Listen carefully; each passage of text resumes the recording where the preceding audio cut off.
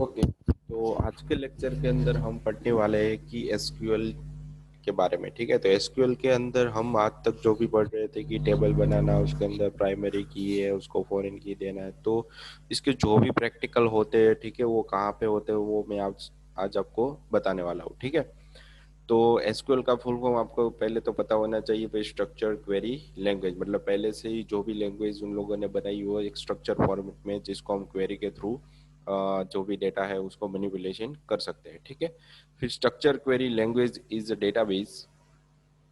Query language मतलब database के अंदर मुझे किसी भी तरीके का डेटा ऐड करवाना है, तो उसके लिए उन लोगों ने हमें क्वेरी बना के दे दिया। मतलब सिंटैक्स स्ट्रिंग फॉर्मेट में जो भी डेटा रहता है वो दे दिया है। ठीक है, वैसे ही फॉर्मेट में हम लिखेंगे तो जो भी हमारा टेबल होगा, डेटा होगा, डेटाबेस होगा, उसके अंदर जो फील्ड हमने रखी होगी उसके अंदर डेटा हमारा स्टोर हो जाएगा। Used for storing and managing data in relational DBMS. मतलब जो भी हमारा डेटाबेस मैनेजमेंट सिस्टम है उसके अंदर जो भी हमें रिलेशनल बना के दिए हुए उस फॉर्मेट में, ठीक है, वो हमारा डेटा वहाँ पे स्टोर हो जाएगा। फिर है कि SQL was the first commercial language introduce for EF code. ठीक है, जैसे मैंने आगे आपको बताया था, पहले बताया था। ठीक है, रिलेशनल मॉडल ऑफ डेटा, मतलब रिलेशनल मॉडल के अंदर हमें डेटा स्टोर करवाने के लिए जिस तरीके की लैंग्वेज का हमने यूज़ किया था वो पहले किसने फाइंड की थी? ई एफ कोड्स नाम के व्यक्ति ने फाइंड की थी। ठीक है, तो टुडे ऑलमोस्ट ऑल आर्ग्यूमेंट जितने भी स्ट्रक्चर क्वेरी लैंग्वेज है वो सारे किसके बेस पर बने हुए हैं? कि आरडीबीएम मतलब डेटाबेस मैनेजमेंट, डीबीएमएस के बेस पे बने हुए हैं। ठीक है, तो आज उस पर सबसे पहले क्या आया था कि माइस्क्यूल आया था, उसके बाद ओरेकल, इन्फॉर्मिक्स, साइबेस, एमएस एक्सेस, इस सारे के सारे रिलेशनल डेटाबेस को फॉलो करते हैं। मतलब स्ट्रक्चर क्वेरी के लैंग्वेज को फॉलो करते हैं। ठीक है, रिलेशनल मॉडल के फॉर्म में सारा कुछ डेटा डेटाबेस के अंदर स्टोर रहता है। ठीक है, तो SQL as a standard query language, मतलब वो वन टाइप ऑफ क्या है कि जो भी हम क्वेरी लिख रहे हैं वन टाइप ऑफ उसको स्टैंडर्डाइज किया गया है। ठीक है, उसके बाद है कि SQL is use to perform all type of data operation in relational DBMS. मतलब एसक्यूएल के अंदर जो भी हम ऑपरेशन करते हैं वो सारे के सारे ऑपरेशन हमें आरडीबीएमएस के अंदर दिए गए। मतलब एक स्मॉल यूनिट है एसक्यूएल, एक स्मॉल यूनिट है आरडीबीएमएस का। ठीक है, उसके अंदर बहुत सारे तरीके की आरडीबीएमएस के एसक्यूएल क्वेरी हम लिख सकते हैं, पर डिफरेंट डिफरेंट वे में। तो पहले जो बहुत इजी तरीके से दिखाया गया है, ठीक है, मोस्टली उसका यूज भी होने वाला है। ठीक है, किसी भी लैंग्वेज के अंदर कभी भी डेटाबेस के अंदर आपको डेटा स्टोर करवाना है तो ऑलवेज माइस्क्यूल का बहुत ज़्यादा यूज होता है। समथिंग से 70 से 80% परसेंटेज इस माइस्क्यूल का यूज किया जाता है डेटा स्टोर करवाने के लिए। ठीक है, तो ये आपको पता चल गया भाई किस तरीके से लैंग्वेज लैंग्वेज है जो क्वेरी लैंग्वेज है वो यूज़ की जाती है, कहाँ कहाँ पे यूज़ होती है। ठीक है, किस तरीके से डेटाबेस के अंदर हमें क्वेरी लिखनी होती है। ठीक है, तो अब हम डेटाबेस को क्रिएट करना है, तो डेटाबेस को क्रिएट करने के लिए यहाँ पे देखो आपको पूरा एक पेज दिया है कि भाई किस तरीके से आप डेटाबेस क्रिएट कर सकते हो। पर डेटाबेस कहाँ पे क्रिएट करना है वो मैं आपको नहीं बता रहा हूँ। ठीक है, तो पहले मैं आपको वो बता देता हूँ कि किस तरीके से और कहाँ पे आप अपना डेटाबेस क्रिएट कर सकते हैं। तो पहले देखो, मैं हमारे लास्ट पार्ट के अंदर जा रहा हूँ, इंस्टॉलिंग जैम्प। मतलब सबसे पहले हमें क्या करना पड़ेगा, एक जैम्प नाम ना सर्वर है, ठीक है, उसे हमें इंस्टॉल करना पड़ेगा। ठीक है, इंस्टॉल करने के बाद उसको किस तरीके से आप उसको स्टार्ट करवा सकते हैं। ठीक है, तो स्टार्ट करने के बाद उसके बेस पे हम हमारा जो टेबल है, ठीक है, जो डेटाबेस है उसको क्रिएट करेंगे। तो ये हमारा उसके बाद कट होगा। तो पहले हमें क्या करना है कि जो भी हमें सर्वर दिया है, चाहे एक सर्वर है, लोकल सर्वर है, ठीक है, जिसकी मदद से जैसे आप कोई वेबसाइट ऑनलाइन चढ़ाते हो, ठीक है, तो ऑनलाइन जैसे चढ़ाते हो तो उसके लिए आपको सर्वर की ज़रूरत पड़ती है, जहाँ पे आपका पेजेस, आपके पेज जो आपका वो प्रोजेक्ट वो पड़ा रहता है। ठीक है, जहाँ पे होता है, तो वैसे ही जैसे सर्वर के अंदर होता है वैसे ही मुझे अपने पीसी के अंदर भी लोकल, मतलब अपने पीसी के रिलेटेड ही एक सर्वर बनाना है, लोकल सर्वर बनाना है। तो मैं उसके लिए जैम्प नाम के सॉफ्टवेयर का यूज़ यहाँ पे करूँगा। तो यहाँ पे उसकी प्रोसीजर भी दिखी गई है, देखो कि किस तरीके से उसको इंस्टॉल करना है, इंस्टॉल करने के बाद आपको क्या करना है। ठीक है, तो वो चीज़ मैं आपको पहले बता दूँ भाई, डाउनलोड कहाँ से करना है। ठीक है, डाउनलोड करने के बाद आपका जो जैम्प है कहाँ पे इंस्टॉल करना है। ठीक है, तो यहाँ ही पर ही मैं बता देता हूँ आपको कि यहाँ पे एक चीज़ आपको फाइंड करनी है कि जैम्प, ठीक है, जैम्प डाउनलोड, यहाँ पे जाना है। तो यहाँ पे जाने के बाद डाउनलोड के ऑप्शन बहुत सारे दिए हो गए हैं कि यहाँ पे आपके पास अगर विंडोज 7 के रिलेटेड, विंडोज 7 है आपकी ओएस, आपके पीसी के अंदर कौन सी ओएस है, विंडोज 7 है, तो आपको क्या करना है कि ये जो 7.4 नाम का जो वर्जन है, लास्ट अपडेटेड वर्जन, ये आपको यहाँ से डाउनलोड करना। अगर आपके पास लिनक्स की ओएस है तो आपको ये वाला नीचे का डाउनलोड करना है। अगर आपके पास मैक ओएस है या फिर मैक पीसी है, ठीक है, तो आपको ये लास्ट वाला डाउन, मतलब अलग अलग ओएस के लिए अलग अलग जेम यूज किए जाते हैं, ठीक है। तो आपको अपनी ओएस के मुताबिक इस जेम को यहाँ पे डाउनलोड करना है, ठीक है। बहुत ही छोटा है। जैसे आप इसको डाउनलोड करोगे, ठीक है, तो डाउनलोड करने के बाद, ठीक है, इस तरीके से ऑप्शन आएगा, ठीक है। इसको डाउनलोड करने के बाद जैसे नॉर्मली डाउनलोड हो जाता है, उसके बाद आपको उसको इंस्टॉल कर देना है। तो इंस्टॉल करने के लिए प्रोसेस में आपको यहाँ पे दिखा रहा हूँ, ठीक है, किस तरीके से होता है। तो पहले तो मैं डाउनलोड कर लेता हूँ इसको, ठीक है। तो इस तरीके से कुछ डाउनलोड का ऑप्शन आ जाएगा।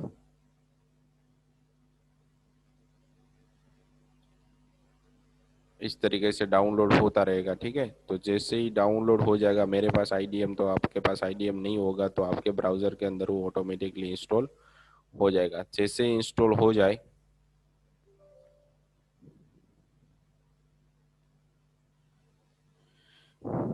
जैसे ही इंस्टॉल हो जाएगा तो आपके पास वो परमिशन पूछेगा पहले कि आपको इंस्टॉल करना ही है कि नहीं करना है, ठीक है। तो देखो इस तरीके की कुछ स्क्रीन आएगी आपके पास, इस तरीके की कि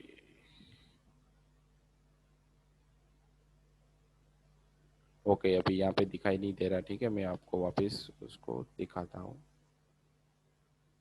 देखो इस तरीके की कुछ स्क्रीन आ गई है, इस तरीके की स्क्रीन आएगी, ठीक है। तो पहले आपको क्या करना है कि इसका मतलब क्या हो गया कि वो आपको पूछेगा कि आपके पास, आपके पीसी के अंदर जो भी थोड़े पोर्ट रहते हैं, ठीक है, हमारे डिवाइस के अंदर किसी भी सर्वर को स्टार्ट करने के लिए उस पोर्ट को स्टार्ट करना होता है, तो वो परमिशन ले रहा है कि आपको उस पोर्ट को स्टार्ट करना है कि नहीं करना है, ठीक है। अगर आप ओके नहीं दोगे तो आपके जब भी आप सर्वर चालू करते हो तो चालू सही तरीके से नहीं होगा। तो उसके लिए आपको यहाँ से ओके करना ही पड़ेगा। जैसे ही आप यहाँ से ओके करते हो, ठीक है, तो इस तरीके की स्क्रीन आ जाएगी। यहाँ पे आपको नेक्स्ट करना है, नेक्स्ट करना है, ठीक है। यहाँ पे कुछ भी नहीं करना, आपको नेक्स्ट कर देना है, ठीक है। तो जैसे आप नेक्स्ट करोगे तो मेरे में ऑलरेडी जेम्प इंस्टॉल ही है, तो आपको कहाँ पे जेम्प इंस्टॉल करना है, आपके सी ड्राइव के अंदर ही करना है, ठीक है। तो यहाँ पे आपके पास जैम्प, मेरे पास ऑलरेडी जैम्प है तो आपके पास नहीं होगा। तो आपको जैसे ही यहाँ पे नेक्स्ट करोगे ना, तो वैसे ही नेक्स्ट नेक्स्ट नेक्स्ट करते जाओगे तो आपका जो जैम्प नाम का इंस्टॉल है ऑलरेडी इंस्टॉल हो जाएगा, ठीक है, सही तरीके से। जैसे ही इंस्टॉल हो जाए आपका जैम्प, उसके बाद आपको क्या करना है, ठीक है, उसके बाद आपको क्या करना है कि जो भी आपका जैम्प इंस्टॉल हुआ है उसको कहाँ से स्टार्ट करना है, ठीक है। तो इसको मैं यहाँ से बंद कर दे रहा हूँ, ठीक है।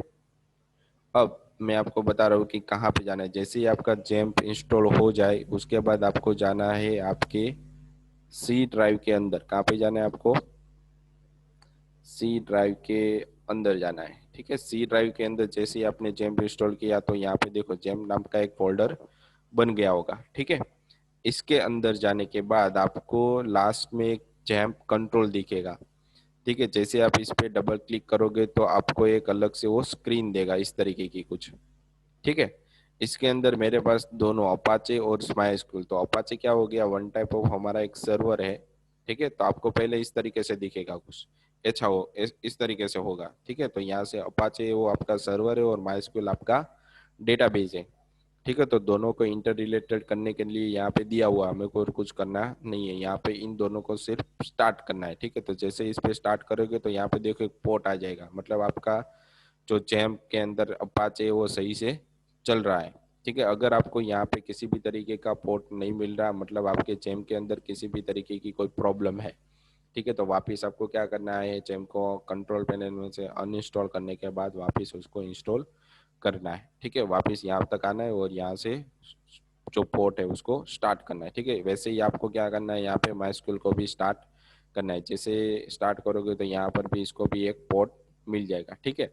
अब जैसे ही ये चीज चालू हो जाए, ठीक है, रन हो जाए, फिर इसको आप बंद भी कर सकते हो। जब तक यहाँ से स्टॉप नहीं करते ना तब तक ये प्रोसीजर चालू ही रहती है।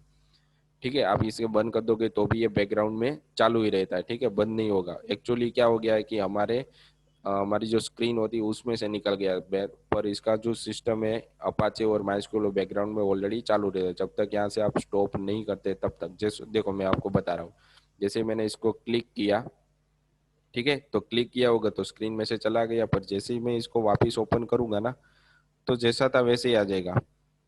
और आपको उसको चालू करने के लिए कहाँ से चालू होता है वो, वापस आपका जो कंट्रोल पैनल रहता है ना, जैसे आपको आइकन दिखाई देता है कि बैटरी, वॉल्यूम, ठीक है, वहाँ पे ये लैंग्वेज भी होती है, फिर वाईफाई होता है, तो उसके बाजू में एक आइकन रहता है, वहाँ पे वो आइकन वो आ जाएगा जैसे ही आप उसको बंद करोगे तब। ठीक है, तो ये चीज आपको ध्यान रखनी है। अभी आपको दिखाई नहीं देगा पर आपको वो चीज वहां से फाइंड आउट करनी है, जहाँ पे आपको टाइमिंग, वाईफाई, वॉल्यूम, और वहां से आपको वो जेम बैकग्राउंड में चालू होगा। वहां से आप बंद करोगे ना तभी वो बंद होगा, उससे पहले वो बंद नहीं होता। आप क्लोज चाहे उसे क्लोज पर भी क्लिक नहीं कर दिया हो, क्लिक करोगे तो भी बंद होगा नहीं, एज इट इज रहेगा। ठीक है, तो अब मैं आपको क्या बता रहा हूँ कि उसको आपने यहाँ से वापस स्टार्ट किया, जैसे आप इस पे स्टार्ट करोगे ना तो वापस देखो यहाँ पे स्टार्ट ही रहेगा, भले ही आपने यहाँ से उसको बंद कर दिया हो। ठीक है, देखो देखो यहाँ पे मैं आपको बता रहा हूँ कि इस तरीके से वो चालू ही रहता है। ठीक है, आप भले ही उसको बंद कर दोगे तो भी ये स्टार्ट ही रहेगा, जब तक यहाँ पे स्टॉप नहीं करोगे तब तक। अब ये चीज चालू हो जाए उसके बाद आपको इसको बंद कर देना है। बंद करने के बाद आपको अपने ब्राउजर में जाना है। ठीक है, वो सारे स्टेप मैंने वहां पर ही लिखे हुए हैं, तो वो चीज आपको यहाँ पे याद रखनी है। ठीक है, तो अब आपको क्या करना है कि आपके ब्राउजर के अंदर जाना है और यहाँ पे आपको लिखना है, ये चीज मैं बंद कर देता हूँ। ठीक है, यहाँ पे क्या लिखना है आपको, लोकल होस्ट। जैसे ही आप इतना लिखोगे, ठीक है, तो आपका सर्वर जो वहाँ पे आपने सॉफ्टवेयर में चालू किया ना अपाचे और माइस्क्यूल, तो जैसे ही आपने वहां से स्टार्ट किया होगा तो यहाँ तो देखो इस तरीके से दिखाएगा आपको। ठीक है, मतलब आपका सर्वर सही से वर्क कर रहा है। इसके अंदर अपाचे वो सर्वर है, मारिया डीबी आपका डेटाबेस का नाम है, पीएचपी आपकी लैंग्वेज है, पर्ल है वो जिसमें पीएचपी बनी हुई है, उस वो लैंग्वेज है पर। तो इसके बारे में हमें नहीं जानना, हमें सिर्फ मारिया डीबी के बारे में जानना, मतलब डेटाबेस के बारे में जानना है। ठीक, ठीक है, अब क्या करना है, अब जो डेटाबेस है उसके अंदर मुझे जाना है। ठीक है, तो जैसे मैं पीएचपी बाय एडमिन में जाऊंगा तो यहाँ पे मुझे इस तरीके से कुछ हमारा जो भी डेटाबेस रहेगा वो इस तरीके से कुछ दिखाई देगा। ठीक है, तो ये हम कहाँ पे आ गए, हमारे डेटाबेस के अंदर। अगर आपने सर्वर को सही से चालू नहीं किया, यहाँ पे किसी भी तरीके की कोई एरर आ रही है, देखो ये इस इन दोनों को आपने स्टार्ट नहीं किया, ठीक है, स्टार्ट नहीं किया, तो मैं क्या कर रहा हूँ यहाँ पे जैसे ही रिलोड करूंगा ना तो हमारा सर्वर स्टार्ट नहीं होगा, हमें यहाँ पे किसी भी तरीके की कोई एरर वो दिखा देगा। देखो इस तरह, मतलब हमारा सर्वर सही से चालू नहीं हुआ। अगर आपको इस तरीके की स्क्रीन आ रही है तो आपने अभी तक आपका सर्वर चालू नहीं किया। तो चालू करने के लिए मैंने आपको बताया था कि सी ड्राइव के अंदर जैम के अंदर यहाँ पे लिखा हुआ है कि सी के अंदर जैम में जैम कंट्रोल होगा फोल्डर, इस पे डबल क्लिक करोगे तो वो आपका सॉफ्टवेयर ओपन हो जाएगा। ठीक है, और ये से जिस तरीके से यहाँ पे ओपन हो रहा है तो यहाँ पे आपको इन दोनों को स्टार्ट करना है। जैसे ही स्टार्ट करोगे, ठीक है, और वापस आपको कहाँ पे जाना है, अपने के ब्राउजर के अंदर, और जैसे ही इसको रिफ्रेश करोगे तो वापस जैसा था वैसा, मतलब आपका सर्वर सही से वर्क हो रहा है। ठीक है, तो इस तरीके की सारी प्रोसेस थी। जैम्प आपने इंस्टॉल किया, एक ही बार आपको ये चीज करनी है। जब भी आप दोबारा चालू करोगे तो आपको सिर्फ क्या करना है कि जैम्प कंट्रोल है उसको ही चालू करना रहता है। मतलब इसको इसके अंदर जाना है, जैम्प नाम के फोल्डर के अंदर हो जहाँ पे जैम्प कंट्रोल है, ठीक है, और इसको चालू कर देना है। स्टार्ट स्टार्ट करोगे तो वापस आपका सर्वर ऑटोमेटिकली चालू हो जाएगा। ठीक है, इसको चालू करके रखोगे तो भी कोई दिक्कत नहीं है। ठीक है, अब वापस इंस्टॉलेशन करने की जरूरत नहीं है। ठीक है, अब जब भी मुझे चाहिए तो इन दोनों को मैं स्टार्ट कर दूंगा। अब हमें हमारी क्वेरी जो मैंने आपको बताया कि डेटाबेस के बारे में जानना था, तो वापस हम ऊपर जाने वाले। देखो अब जैसे किस तरीके से हम हमारे डेटाबेस को क्रिएट कर सकते हैं, तो उन लोगों ने क्या दिया है कि to create a database in RDBMS, ठीक है, क्रिएट कमांड, उसके लिए भी उन लोगों ने कमांड दी हुई। कमांड का नाम क्या है, यहाँ पे क्रिएट डेटाबेस ए फिक्स आता है। फिर यहाँ पे आपको अपने डेटाबेस का नाम बनाए, जो भी आपने डेटाबेस, पर आपके डेटाबेस के अंदर एक बार डेटाबेस होगा तो दूसरी बार आपको बनाने नहीं देगा। देखो ये मेरे सारे यहाँ पे डेटाबेस है, Ajax form, API, BCA, blog, blog Laravel, तो सबके अंदर बहुत सारा डेटा यहाँ पे पड़ा रहता है। ये हमारी टेबल्स है, तो टेबल्स के अंदर बहुत सारा रिकॉर्ड यहाँ पे होता है। ठीक है, तो इस तरीके से यहाँ पे पोस्ट में क्लिक करूंगा तो पोस्ट नाम के टेबल के अंदर रहेगा। देखो यहाँ पे आपको क्या मिल रहा है, सर्वर का नाम है ऊपर, फिर यहाँ पे डेटाबेस का नाम है, फिर यहाँ पे आपके टेबल का नाम है गया। ठीक है, टेबल के अंदर इतने रिकॉर्ड अभी पड़े हुए हैं।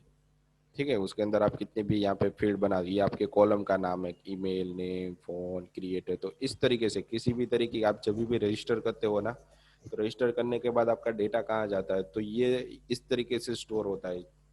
ठीक है, तो वो आपको यहाँ पे सीखना था। आज तक हमने जो भी थियरी पढ़ी है तो उस थियरी को यहाँ पे इम्प्लीमेंट करना है। ठीक है, तो सारा कुछ प्रैक्टिकल के फॉर्म में अब चालू हो रहा है। तो आपको डेटाबेस बनाना है, यहाँ पे वो डेटाबेस नहीं होना चाहिए। ठीक है, तो वो डेटाबेस बनाने के लिए मुझे कहाँ पे जाना पड़ेगा, उसकी क्वेरी, एसक्यूएल जहाँ पे लिखा होता है ना, स्ट्रक्चर क्वेरी लैंग्वेज, मतलब इसके अंदर जाना है।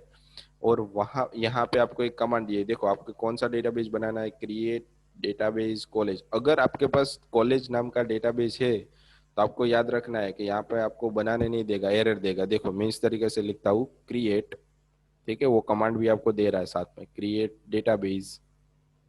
ठीक है, डेटाबेस के अंदर आपको क्या बनाना है, कॉलेज ना। ओके, स्पेलिंग मिस्टेक हो गई है। ठीक है, स्पेलिंग मिस्टेक नहीं होनी चाहिए इसके अंदर। फिर मैं यहाँ पे लिखता हूँ कॉलेज। अगर मेरे डेटाबेस के अंदर कॉलेज नाम का डेटा होगा तो वो एरर दे देगा। फिर यहाँ पे लास्ट में देखो यहाँ पे गो होगा, इसको रन करने के लिए आपको यहाँ पे गो पे क्लिक करना है। क्या करना है, गो पे क्लिक करो। जैसे आप गो पे क्लिक करोगे तो आपको यहाँ पे दिखाई देगा, देखो, can't create database college, database already exist, मतलब ऑलरेडी वो हमारे पास बना हुआ है, यहाँ पे होगा, देखो ये रहा। ठीक है, तो ये आपको बनाने नहीं देगा, एरर देगा। अगर आप यहाँ पे कुछ भी और नाम देते हो, जैसे कि मैं यहाँ पे दे देता हूँ कि बीसीए, ठीक है, बीसीए दे देता हूँ, तो ये हमारे डेटाबेस का नाम है जब बन जाएगा। ठीक है, यहाँ पे बीसीए अभी तो नहीं है, जैसे मैं उसको गो करूंगा। ओके, ये भी है हमारे पास। ठीक है, बीसीए भी है, तो हमें ये भी नहीं बनाने देगा, तो वापिस हम हमारे एसक्यूएल में जाएंगे और वहां पे मैं वापिस एक नया डेटाबेस बना दूंगा, डेटाबेस। ठीक है, डेटाबेस नहीं रखना, सिर्फ डेटाबेस रखना है। और यहाँ पे मैं लिख रहा हूँ कॉलेज बीसीए, ऐसा कुछ नहीं होगा। ठीक है, पर जब भी आप नाम दोगे तो ऑलवेज स्पेस नहीं देना, ऑलवेज आपको अंडरस्कोर से नाम देना है। ठीक है, यहाँ पे सब जगह पे दिया हुआ है, देखो अंडरस्कोर अंडरस्कोर। ठीक है, तो जब भी आप डेटाबेस का नाम दोगे तो उसके बीच में कभी भी स्पेस नहीं चलेगी। ठीक है, तो उसका एक रूल्स हो गया। तो मैंने क्या नाम दिया, कॉलेज अंडरस्कोर बीसीए, मतलब ये एक वर्ड हो गया ना। जैसे ही गो करूंगा तो यहाँ पे कहीं पर भी नहीं है बीसीए कॉलेज करके, तो जैसे ही गो करूंगा तो सक्सेसफुली मुझे यहाँ पे, ओके, यहाँ पे वापस मुझे एक एरर दिखा रहा है कि college eight line 1। Okay, select नहीं आएगा, क्या आएगा यहाँ पे, क्रिएट। ठीक है, जैसे ही क्रिएट करूंगा तो ओके, ये देखो क्या आ गया यहाँ पे, my school return an empty result. यहाँ पे क्या आएगा कि ये डेटाबेस कॉलेज बीसीए सही से बन रहा है। तो जैसे ही इस पे क्लिक करूंगा तो यहाँ पे चला गया होगा, देखो ये क्या आ गया।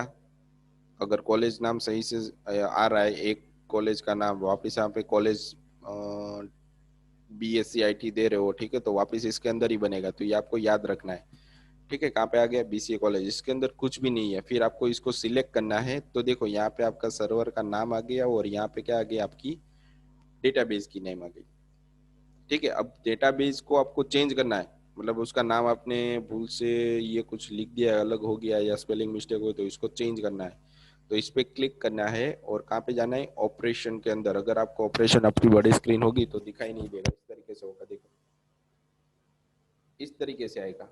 तो आपको कहाँ पे जाना है, आपके मोड के अंदर, यहाँ पे ऑपरेशन दिखाई देगा। जैसे आप इस पे क्लिक करोगे, ठीक है, तो आपका जो डेटाबेस का नाम है उसे रीनेम करने को यहाँ पे बोल रहा है, देखा। आपको क्या करना है, यहाँ पे रीनेम करना है। तो रीनेम करना है तो यहाँ पे आप चेंजेस कर सकते हो। ठीक है, आपको यहाँ पे क्या देना पड़ेगा कि कॉलेज अंडरस्कोर BCA1। मैं BCA1 कर रहा हूँ, BCA की जगह पे 1 कर रहा हूँ। जैसे मैं गो दूंगा यहाँ पे तो देखेगा, पूछेगा कि जो BCA कॉलेज है उसे डिलीट कर देगा और वहां पे क्या डाल देगा, वो BCA कॉलेज BCA1। तो अब देखो यहाँ पे हमें क्या मिलेगा, BCA college, college underscore BCA1, college underscore BCA हमारा डिलीट हो जाएगा ऑटोमेटिकली, उसका रीनेम हो गया। वापस मुझे इसको चेंज करना है तो इस पे क्लिक करो, कहाँ पे जाओगे, ऑपरेशन के अंदर, यहाँ पे आपको क्या लिख देना है, जैसा था वैसा करना था, तो कॉलेज अंडरस्कोर BCA। ठीक है, जैसे ही आप वो करोगे, ठीक है, तो आपका BCA1 डिलीट हो जाएगा और उसकी जगह पे आ जाएगा कॉलेज। मतलब आप डेटाबेस का नाम कहीं से भी आपको बदलना है तो आपको ऑपरेशन के अंदर जाना पड़ेगा। ठीक है, अब आपको क्या करना है कि इसके अंदर बहुत सारी टेबल है। देखो ई कॉमर्स कोई अलग से हम प्रोजेक्ट देख रहे हैं तो उसके अंदर टेबल रहती है, उस टेबल के अंदर बहुत सारा रिकॉर्ड रहता है। ठीक है, तो मुझे पहले क्या बनानी पड़ेगी, प्रोडक्ट, मतलब मुझे टेबल बनाना पड़ेगा। तो टेबल किस तरीके से बनाया जाता है, उसका एक स्ट्रक्चर होता है।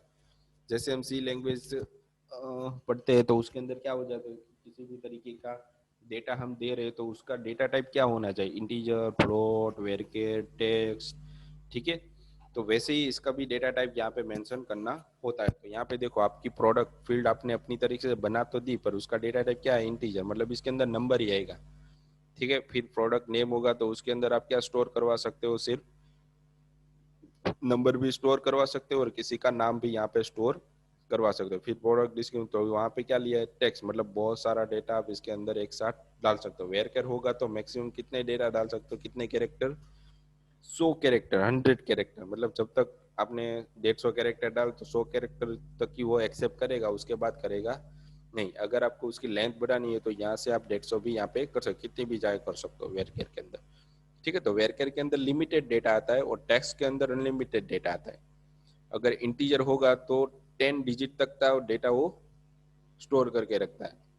मतलब 1 2 3 4 है तो उसके अंदर 4 डिजिट है, फिर 1 2 3 1 2 3 5 है तो ये वापिस 4 हो गए। मतलब अलग अलग नंबर से आप डिजिट जितने भी हो गए, तो 10 डिजिट मतलब बहुत सारे रिकॉर्ड इसके अंदर आप स्टोर करवा सकते हो। ठीक है, तो ये आपको बता दिया मैंने कि इंटीजर क्या होता है, वेर क्या होता है।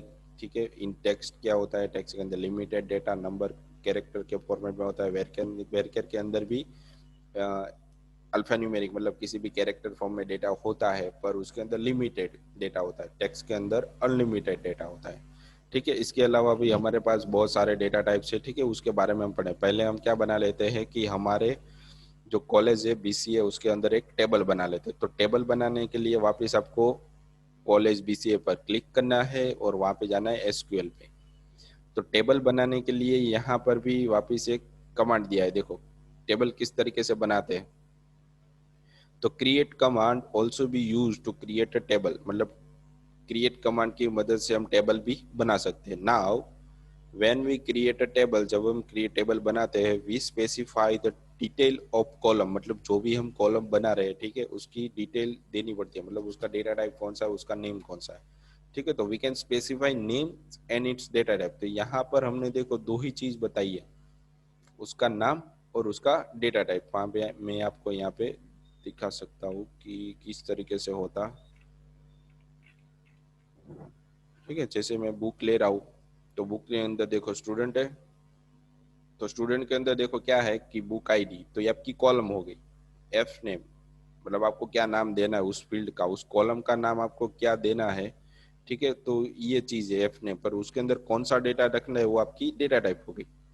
ठीक है, तो वैसे ही मुझे यहाँ पे क्या बनाना पड़ेगा कि मुझे टेबल बनानी है, तो उसके लिए यहाँ पे स्ट्रक्चर दिया है, देखो क्रिएट, उसके बाद टेबल। तो ये चीज कीवर्ड है।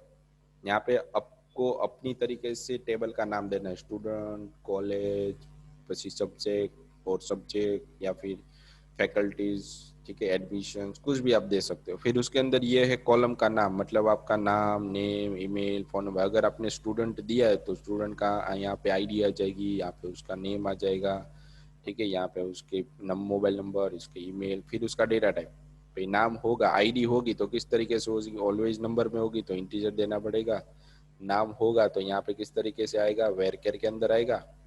अगर आप यहाँ पे अपना डिस्क्रिप्शन बायोडाटा दे रहे हो तो यहाँ पे क्या आ जाएगा, आपका टेक्स्ट आ जाएगा। ठीक है, तो इस तरीके से, तो उसका एग्जाम्पल भी यहाँ पे दिया हुआ है, देखो, क्रिएट टेबल स्टूडेंट्स। ठीक है, यहाँ पे जरूरी नहीं है कि कैपिटल में देना सारा कुछ, जैसे आप स्मॉल में देना चाहते हो तो स्मॉल में दे सकते हो, या आप कैपिटल में देना चाहते हो कैपिटल। पर एक चीज ध्यान रखना, अगर आपने कैपिटल में दिया तो जैसे ही वहाँ पे क्वेरी लिखोगे तो वहाँ पर भी आपको कैपिटल में ही लिखना पड़ेगा, फिक्स रहता है। ठीक है, तो यहाँ पे मैंने क्या दिया, कॉलम का नाम आईडी, उसका डेटा टाइप इंटीजर, यहाँ पे स्मॉल या कैपिटल आप रख सकते हो। फिर यहाँ पे नेम है दूसरी कॉलम का नाम। ठीक है, उसके बाद वेर कैर, यहाँ पे मैंने कितने कैरेक्टर डाल सकता हूँ, एक नेम के अंदर 100। वही उसी तरह ईमेल है, तो ये कॉलम का नाम और ये उसका डेटा टाइप हो गया। ठीक है, तो हम टेबल बनाते हैं, देखो किस तरीके से बना सकते हो, तो ये इसी फॉर्मेट में बना सकते हैं, क्रिएट टेबल स्टूडेंट, उसके बाद एक कॉलम का नाम। ठीक है, तो मैं यहाँ पे बनाता हूँ क्रिएट टेबल, स्मॉल में लिखोगे तो भी चलेगा, कोई एरर नहीं देगा। मैं यहाँ पे दे देता हूँ स्टूडेंट, हमारे टेबल का नाम। आप यहाँ पे अपनी तरीके से कुछ भी नाम दे सकते हो, पर रिलेटेड कौन से होना चाहिए, आपने जो डेटाबेस बनाया उसी तरीके से। अगर आप प्रोडक्ट नाम का डेटाबेस बना रहे हो तो उसके अंदर क्या आ जाएगी, कि प्रोडक्ट टेबल आ जाएगी, प्रोडक्ट आ जाएगी, उसके अंदर कैटेगरीज आएगी, भाई कौन सी कैटेगरी आपने, मैन वुमन इलेक्ट्रॉनिक्स, पर उसके अंदर भी वापस कैटेगरी आएगी, फिर डिस्काउंट आ जाएगा। ठीक है, तो वो सारी रिलेटेड होनी चाहिए। तो कॉलेज के अंदर कौन कौन से लोग रिलेटेड होते हैं, तो स्टूडेंट होते ही है, स्टूडेंट होता है, फैकल्टी होता है, सब्जेक्ट होते हैं। ठीक है, फिर उसकी एडमिशन होती है, फिर उसकी एग्ज़ाम होती है, तो सारी चीज़ें क्या होगी, उसके रिलेटेड, कॉलेज के रिलेटेड होगी। तो यहाँ पे मुझे स्टूडेंट देना पड़ेगा, और यहाँ पे आपको क्या देना है फिर। ठीक है, आपको आप यहाँ पे इसको इस तरीके से भी लिख सकते हो। फिर यहाँ पे आपको देना है कॉलम का नाम, तो पहले तो आईडी आएगा, आईडी किस फॉर्म में आएगा, इंटीजर फॉर्म में, फिर कॉमा, फिर यहाँ पे आ जाएगा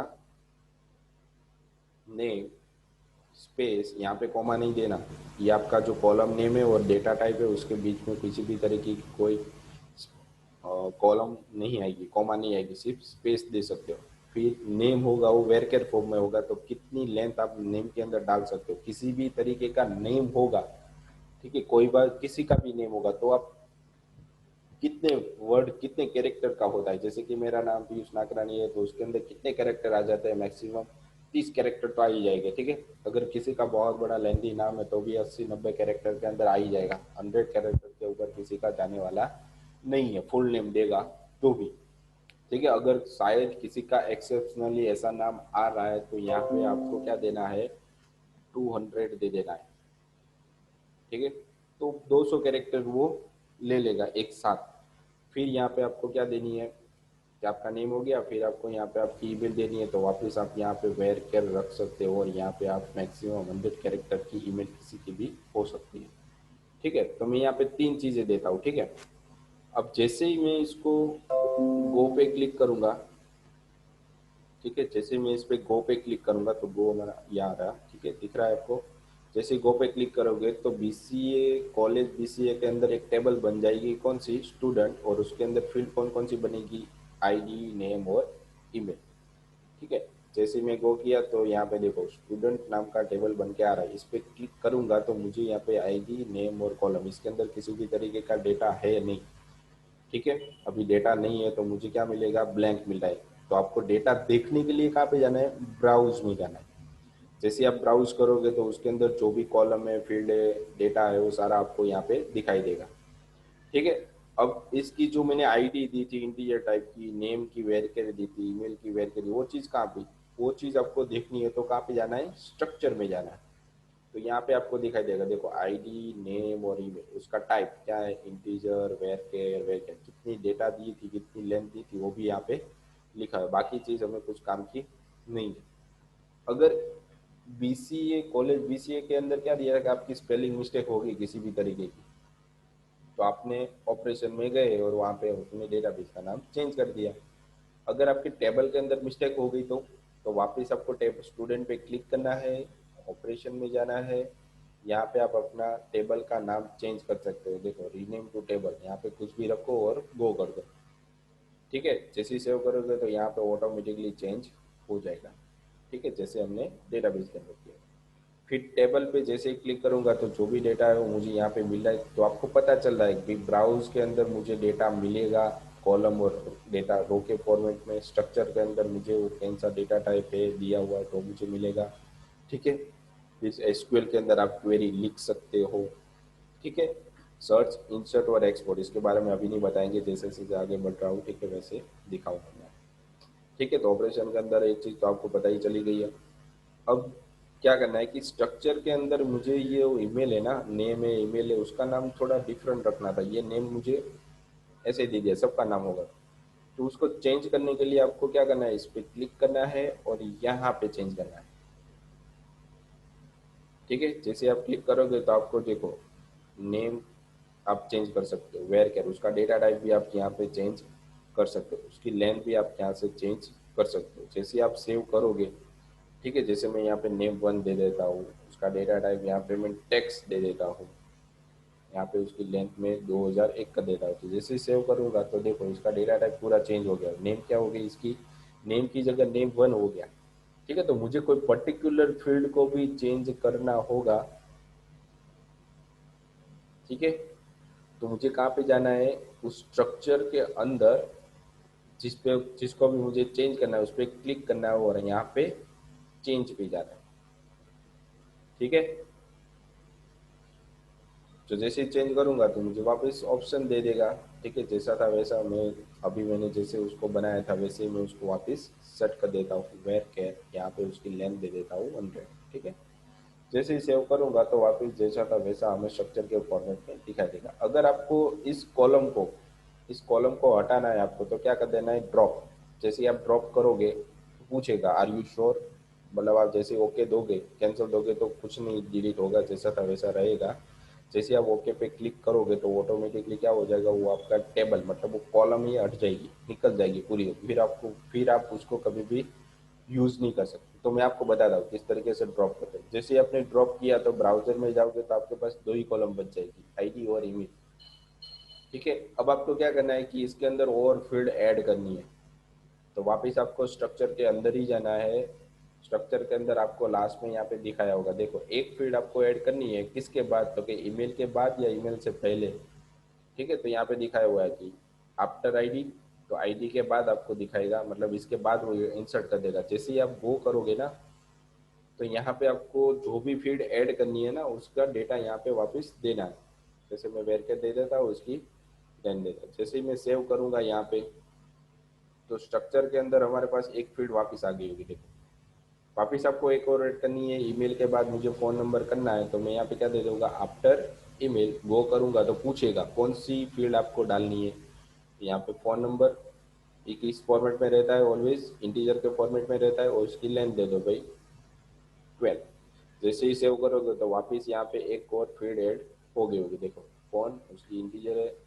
ठीक है, तो यहाँ से आप किसी भी तरीके की कॉलम दो, जैसे ही ब्राउजर में जाओगे तो आपके पास चार कॉलम हो गई, आईडी नेम ईमेल फोन, जितनी भी ऐड करनी हो बाद में भी ऐड करवा सकते हो, स्टार्टिंग में ऐड करवा सकते हो, डिलीट भी आप करवा सकते हो। ठीक है, अभी तक हमने इसके अंदर किसी भी तरीके का डेटा इंसर्ट नहीं किया। ठीक है, तो डेटा इंसर्ट किया ही नहीं है तो यहाँ पे हमें किसी भी तरीके का डेटा मिलने वाला भी नहीं है। ठीक है, तो हमें उसको क्या करना है कि डेटा इंसर्ट करवाना है। ठीक है, तो इंसर्ट करवाने के लिए उसकी यहाँ पे क्वेरी रहती है कि किस फील्ड के अंदर देखो, यहाँ पे जैसे एसक्यूएल में जाओगे। ठीक है, आपको क्या करना है कि पहले तो स्टूडेंट वाले टेबल में जाना है, मतलब यहाँ से भी आप क्लिक कर सकते हो। ठीक है, सॉरी इस बीसीए कॉलेज बीसीए के अंदर स्टूडेंट पे भी क्लिक करोगे तो डेटा होगा तो मिल जाएगा। उसके बाद आपको इसके अंदर इंसर्ट करवाना है तो आपको कहाँ पे जाना होगा, एसक्यूएल के अंदर। तो यहाँ पे आपको साइड में देखो कितनी कॉलम है, उस कॉलम का नाम क्या है वो आपको दिखाई देगा। ठीक है, अब आपको क्या करना है कि आईडी नेम ईमेल और फोन उसके अंदर डेटा इंसर्ट करवाना है, तो उसके लिए अलग से क्वेरी आती है इंसर्ट की। तो ये क्वेरी मैं आपको यहाँ पे बता रहा हूँ, इंसर्ट इनटू, ये कीवर्ड है फिक्स है, ये हम चेंज नहीं कर सकते। किसके अंदर ऐड करवाना है, तो स्टूडेंट्स नाम के टेबल के अंदर। तो मुझे यहाँ पे टेबल का नाम लिखना पड़ेगा, अगर आपने वहाँ पे स्मॉल में लिखा है तो स्मॉल में लिखना है, कैपिटल होगा तो कैपिटल में लिखना है। ठीक है, फिर पैरेंथेसिस बनाने हैं, उसके बाद यहाँ पे वैल्यूज लिखना है। ठीक है, इस तरीके से। अब जो भी यहाँ पे फील्ड है आपको, जिस फील्ड के अंदर डेटा इंसर्ट करवाना है उस फील्ड का यहाँ पे आपको नाम लिखना है, पर किस फॉर्म में लिखना है, ये बैकवर्ड कोड में। किस फॉर्म में? Backward code. जो वन के बाजू में जो सिंबल है ना, उसका यूज करना है यहाँ पे। कितने फील्ड है आपके पास? चार ना, तो चार बैकवर्ड कोड यहाँ पे बना देने। इसके बाद यहाँ पे कोई कोमा आएगा नहीं, और यहाँ पे जो वैल्यू आएगी वो सिंगल कोड में आएगी। सिंगल कोड मतलब एंटर के बाजू में जो कीवर्ड है हमारे पास, ठीक है, की है, उसको यूज करना है यहाँ पे। तो चार डेटा मेरे पास है, तो चार सिंगल कोट में यहाँ पे यूज कर रहा हूँ। तो पहले मुझे कंसमेंट डेटा ऐड करवाना है इंसर्ट के अंदर, तो मुझे यहाँ पे लिखना पड़ेगा आईडी। उसके बाद नेम है, तो यहाँ पे मुझे लिखना पड़ेगा नेम। यहाँ पे उसके बाद ईमेल, तो यहाँ पे लिखना पड़ेगा ईमेल। ये फॉर्मेट आपको पता होना चाहिए भाई, इस तरीके से आप लिख सकते हो इसके अंदर। यहाँ पे जो नाम लिखा है, फोन लिखा है, तो यहीं पर ही फोन होना चाहिए। यहाँ पर ईमेल है तो यहाँ पे, अगर इसके अंदर आपने वापस गड़बड़ी कर दी तो डेटा इंसर्ट सक्सेसफुली नहीं होगा। ठीक है, तो आईडी में क्या दे रहा हूँ, अब पहला रिकॉर्ड में इंसर्ट कर रहा हूँ तो मैं यहाँ पे 1 दे रहा हूँ। फिर स्टूडेंट का नाम मैं दे रहा हूँ मुकेश। ठीक है, सारा कुछ सिंगल कोट के अंदर। ईमेल है तीसरे नंबर पर, तो यहाँ पर भी आपके पास तीसरे नंबर में ईमेल ही डालना पड़ेगा, तो ही वो ईमेल के अंदर ईमेल डालेगा, वरना उल्टा चुल्टा हो जाएगा। ठीक है, तो यहाँ मैं डाल देता हूँ mukesh@gmail.com। फिर यहाँ पे आपको फ़ोन नंबर डालना है। ठीक है, तो ये आपकी क्वेरी बन गई। जैसे ही आप यहाँ पे गो करोगे तो आपकी ब्राउज़र के अंदर एक रिकॉर्ड ऐड है, हो गया होगा। देखो, अब ब्राउज़र में जाना है, जैसे क्लिक करोगे तो यहाँ पे देखो ऐड डेटा आ गया आपके पास, जो भी आपने वहाँ पे डाला था। वन मुकेश, mukesh@gmail, इसका यहाँ पे फ़ोन नंबर आ गया। तो फ़ोन नंबर हमने डाला था वो सही तरीके से नहीं आ रहा है। ठीक है, तो आपको उसका स्ट्रक्चर बदलना पड़ेगा। तो वापस कहाँ पे जाओगे? स्ट्रक्चर के अंदर, वहाँ पे इसकी जो आईडी दी थी वहाँ पे आपको क्या करना है? चेंज। ठीक है, इंटीजर की जगह आपको क्या कर देना है? यहाँ पे वेर केयर कर देना है, और लेंथ तो इसके सही है ही। जैसे ही सेव करोगे तो ब्राउजर में जाना है। ठीक है, अब नया रिकॉर्ड हम इसके अंदर ऐड करते हैं। देखो, वापस एक रिकॉर्ड, तो वापस एसक्यूएल में गए, वापस मैंने यहाँ पे क्या लिखा? क्वेरी लिख रहा हूँ, इंसर्ट इनटू स्टूडेंट्स। यहाँ पे मैं फील्ड का नाम, यहाँ पे वैल्यूज। ठीक है, वैल्यूज लिखना है, वैल्यू नहीं लिखनी। फिर यहाँ पे जो भी आपको फील्ड फील्ड का नाम जो भी लिखना है वो बैकवर्ड कोड में लिखना होता है। चार फील्ड है हमारे पास, तो चार बैकवर्ड कोड आ गए। उसके अंदर वैल्यू डालनी है तो सारे सिंगल कोड के अंदर आ जाएगी। कि यहाँ पे आपको देनी है आईडी, यहाँ पे आ जाएगी नेम, यहाँ पे ईमेल, और यहाँ पे फोन। फिर यहाँ पे मैं दे रहा हूँ 2 नंबर का डेटा। ठीक है, यहाँ पे मैं दे रहा हूँ हर्ष, यहाँ पे मैं दे रहा हूँ hers@gmail.com। यहाँ पे उसका मैं फ़ोन नंबर डाल रहा हूँ। ठीक है, तो ठीक है, हो गया। अब जैसे मैं इसको सेव करूँगा तो हमारा डेटा सक्सेसफुली सेव हो गया। और पिछली बार फ़ोन नंबर सही नहीं आ रहा था, इस बार सही से आएगा, देखो। ठीक है, तो इस तरीके से आप डेटा को, जितने भी डेटा इंसर्ट करवाने हो प्रैक्टिस के तरीके से, तो आप इसको इंसर्ट यहाँ से करवा सकते हो। ठीक है, तो इस तरीके से हम डेटा टेबल बनाए, जेम को इंस्टॉल किया। टेबल किस तरीके से बनती है, डेटाबेस किस तरीके से बनाया जाता है, ठीक है, उसके अंदर किस तरीके से उसको चेंज किया जाता है, स्ट्रक्चर क्या होता है, ब्राउज़र क्या होता है। ठीक है, तो इसके बारे में आपको प्रैक्टिस करती रहनी है ताकि आपको इसके बारे में और ज़्यादा पता चले। ठीक है, तो आपको क्या बनाना है? आपको अपनी तरीके से किसी भी तरीके का कोई डेटाबेस बनाना है, उसके अंदर टेबल बनानी है, और उसके अंदर कोई टेबल बनाने के बाद इनसे उसके अंदर इंसर्ट करना है। ठीक है, तो ये चीज़ थी। आप जितनी इसके अंदर प्रैक्टिस करोगे तो आपको डेवलपिंग जब भी आप करोगे ना, तो ये बहुत ही आपको काम आएगा। ये चीज़ आपको वहाँ पे सीखनी नहीं पड़ेगी, डायरेक्टली आप उसका पता चल जाएगा भाई डेटाबेस क्या होता है, किस तरीके से स्टोर करवा सकते हैं डेटा को, कौन सी क्वेरी लगानी होती है। ठीक है, तो ये सारी चीज़ें आपको यहाँ से समझ में आ जाएगी। इसके बारे में और हम डिटेल में पढ़ेंगे पर नेक्स्ट लेक्चर के अंदर। तो आज के लेक्चर के अंदर आपको क्या करना है कि जैम को इंस्टॉल करने के बाद डेटाबेस बनाना है, टेबल बनाना है, उसको चेंजेस करवाने हैं, उसके अंदर डेटा ऐड करवाने हैं, उसको किस तरीके से चेंज कर सकते हो यहाँ पे किसी भी फील्ड को। ठीक है, डेटा कहाँ पे देखा जाता है, क्वेरी कहाँ पे लगाई जाती है, किस फॉर्म में लगाई जाती है, तो वो सारी चीज़ें आपको यहाँ पे आज के लेक्चर के अंदर प्रैक्टिस करनी थी। ठीक है, प्रैक्टिस करोगे, ठीक है, तो ये चीज़ आपको बहुत ही आगे काम आएगी। ये आप प्रैक्टिकल करे हुए तो भी पता चलेगा। ठीक है, तो आज का लेक्चर यहीं तक ही रखते हैं। Thank you.